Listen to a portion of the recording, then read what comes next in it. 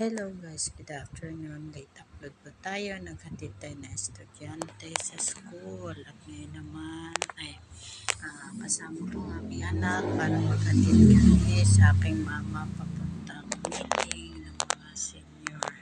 Kaya nagdadrive po siya. Nakatalikod nga lang unang aking video kasama ang aking husband. Then pangalawa, ang aking anak, nakatalikod lang sila kasi ayun lang munang magpakita. Kaya si mother muna ang aking papakita sa ngayon.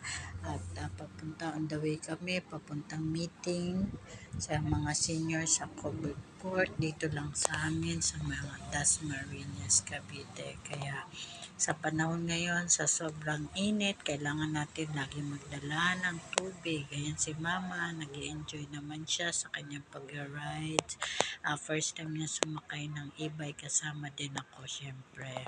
At ganun din, malapit na kami sa covered court. Ayun si ate, tumingin sa amin at ihatid na namin si mama. Malapit na kami sa covered court para umating ng mga senior meeting para malaman kung ano yung mga i-share nila about sa mga ng senior ngayon. Kaya para maging updated tayo, atin muna ang aking mother sa kanyang meeting ng mga senior. Kaya mga guys, malapit na po kami sa covered court.